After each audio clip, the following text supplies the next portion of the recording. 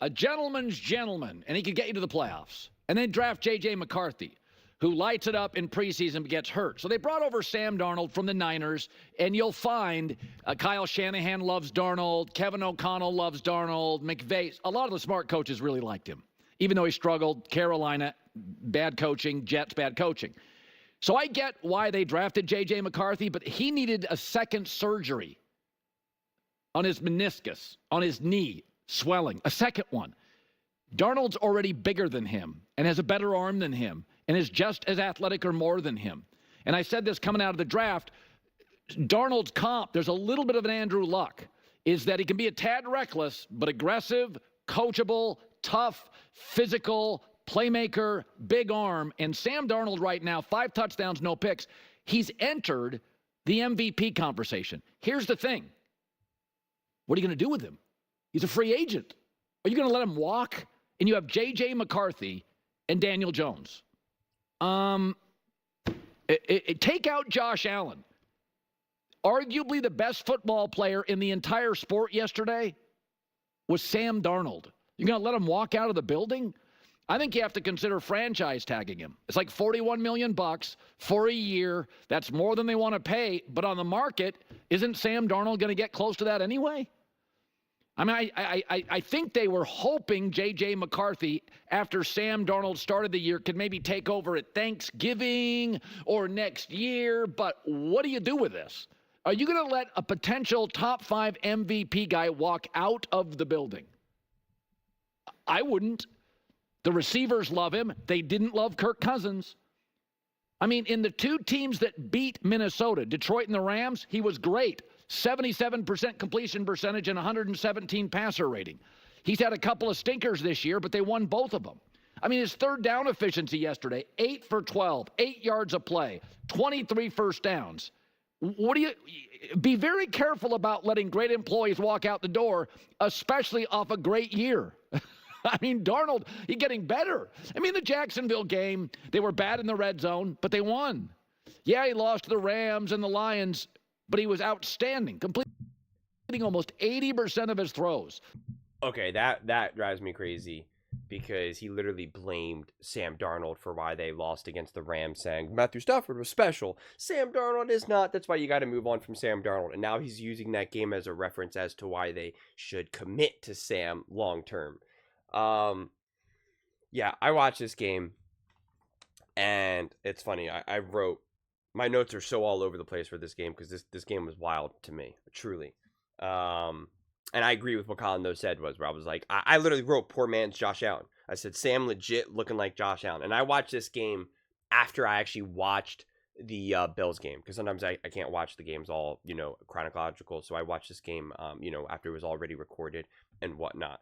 And I knew the Vikings won going into this game, which is always really interesting when I watch the game start to finish when I already know the outcome. Most games I try not to know the outcome, but it was so it was just sometimes it actually offers like a different perspective. It makes you kind of lock in on details that you normally wouldn't. But I'm literally like kind of like, wow, this looks like Josh Allen right now. Obviously not exactly like Josh Allen, but this literally reminds me of Josh Allen. And then I wrote after I watched this whole game, I go, Pumpkin Watch will age. Will be one of the worst age takes in the history of the NFL. Because we all know on First Things First and all that, they just keep saying Pumpkin Watch, Pumpkin Watch, Pumpkin Watch. And Colin has obviously been very pro Sam Darnold from the jump and has been a big defender of him. But I mean, it's so crazy. I mean, he had 233 yards and 3 touchdowns going into the fourth quarter. Okay? He was 13 for 28. 233 yards, 3 touchdowns going into the fourth quarter. Then in the fourth quarter, he had 10 passes for over 100 yards and 2 touchdowns and finished the game 22 for 28, 347 passing yards and 5 total touchdowns. That's how much they believe in Sam Darnold. Right there. Just look at that right there. There's that fourth quarter right there. That's how much they rely and ask of him. 8 for 12 on third down, 4 for 4 in the red zone. I mean, hitting both Addison and Jefferson, right? Addison, 8 receptions, 133 yards, 2 touchdowns. Jefferson, 7 receptions, 132 yards, 2 touchdowns. I mean, some of the throws that he was making, are just so perfect. again, all the throws to Jefferson and Addison were just like highlight reels. I mean, the scramble throw to Justin Jefferson for his second touchdown was just wild. I mean, just wild. Absolutely wild. I mean, the throw to Addison to start that fourth quarter. I mean, remember, the score was 21-21. And he throws it. He's at their own 40. And then in one throw gets it to the 20 of the Falcons. I mean, it's just so effortless. Such big time throws. I've talked about this a little bit, about how sometimes we see backup quarterbacks or quarterbacks that are not that good have amazing moments, have amazing throws. You know, I've said this a lot now recently. We can find plenty of highlights of Gardner Minshew, right? Throwing beautiful balls, having great moments, him scrambling around and making a great throw, avoiding sacks. And it's kind of like, well, so then what's the difference? How do we know? And first and foremost, it's consistency. What do you consistently do? What do you do more often than not? And also the intentionality of it, which is not always easy to see. You have to find out, was this luck that this play unfolded, or was this intentional? And was it intentional, but was it luck that it actually went through? Because sometimes the intention is there. I could be intentional in trying to avoid a sack. Doesn't mean that I'm going to be able to avoid the sack and then throw a 30-yard dart down the field. Lots of backups try to do that. Sometimes they do it, but was it luck that they were able to even do it? Or was it intentional? Is it actually in their toolbox?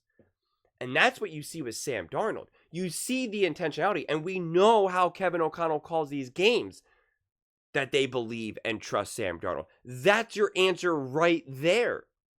The actual trust for this to be a close game, and then they're saying, hey, Sam, get out there and do this for us. I mean, the rushing game was not big. It was dominant when they needed it, because it was 24 carries for 115 yards. And Jones was 5.6 yards per carry, and Akers was 7.4. But again, this game was won through Sam Darnold. And I've been praising the Vikings from the jump, saying that they're going to be a real contender even before the game, even before the season even started. And as I've watched the season unfold, it's been frustrating. I've still kind of defended the Vikings and tried to keep praising them and elevating. There was times when, Colin didn't even have them in his herd hierarchy, and I was like, well, that doesn't make sense. Obviously, we know first things first. I've always kind of brought down the Vikings, and there's always been that battle about Sam Darnold and Pumpkin Watch and all this. And then I wrote this. I said, this is not a good story. This is a good team. Because that's what people keep treating the Minnesota Vikings. As a good story, not a good team. And that really drives me crazy. Because all the talk around the NFL, especially when looking at it through the NFC lens, we don't even have to worry about the NFL as a whole, but just look at it through the NFC lens. It's the Lions and the Eagles are fighting for the number one seed. And I'm like, I've been saying this for weeks now, like, the Vikings have the real chance as well. They again, you need the Lions to lose, just like the Eagles need the Lions to lose. But the Vikings are right there. And I don't know exactly what the tiebreaker would look like between the Vikings and the Eagles. I don't know that. I'm not sure how that works. But the Vikings are right there. They have a real shot, and it's actually kind of in their control, to win the number one seed, home field advantage, and a bye. That is a real thing. They are a real team. Everybody is so quick. And let's make no mistake about it. The Falcons are not this great team. They have not been playing well. They've been very inconsistent. So I don't want to be like, they beat the Falcons 42-21 and act like this was some big, massive game. But I am using this as a stepping stone to be like, the Vikings are truly great. They are a legitimate top team in the NFL. Where would anyone have any degree of confidence that if the Vikings played the Lions, the Lions are going to win? Vikings versus the Eagles. The Eagles are going to win. Vikings versus Chiefs. Did you see what the Chiefs looked like? I mean, yeah, they're winning a lot of these close games, but you don't think the Vikings with Justin Jefferson and Addison and Sam Darnold and Kevin O'Connell and Brian Flores defense, they can't do that? Or if they got in a shootout with the Buffalo Bills or the Kansas City Chiefs or the Ravens that Sam Darnold and those weapons, they can't keep up? Or that his defense, Brian Flores' defense, couldn't slow them down a little bit? Of course they could. I mean, we saw what the Rams are capable of against the Bills. I mean, they were balling. Puka Nacua, Cooper Kupp, Matthew Stafford, Sean McVay, balling. And the Vikings certainly did a lot better than that. And that Lions game, I mean, it was inches. It was inches. I went through that game. I had the notes I'd have to find. But when you actually looked at the third down conversions, the total yards play, all that, I mean, it was just ever so slightly. The Lions were just ever so slightly. And yet everyone talked about the Lions being this dominant, unstoppable force. And I imagine after this game, and I imagine after Sam Darnold, because that's what it is.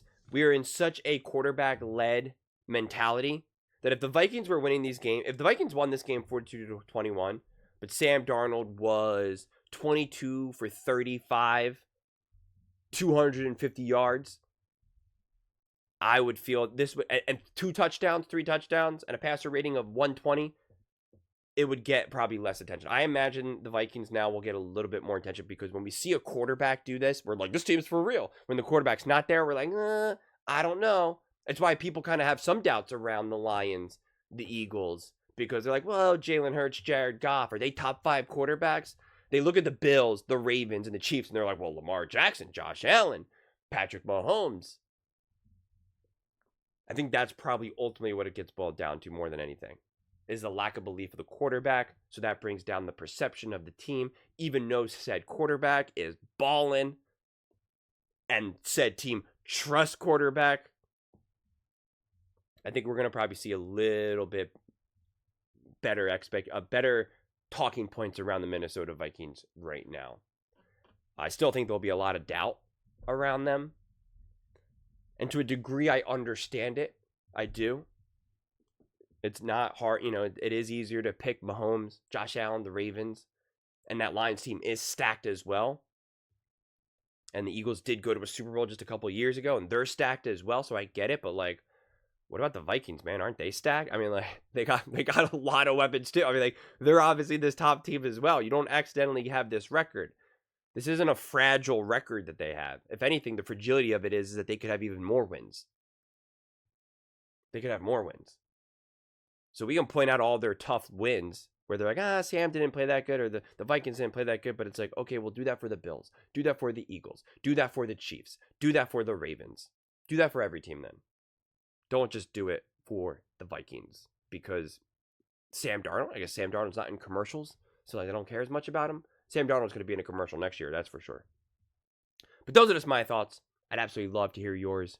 What do you guys all think about the Minnesota Vikings and Sam Darnold? Do you think the Vikings should commit to Sam long term? In a follow-up video, I'm going to talk about JJ's injury, because I have experience. I've had 3 surgeries on my meniscus, same meniscus, which I want to unpack more, because having a second surgery on that is a little weird and suspicious. But let me know in the comments below as I lose my camera.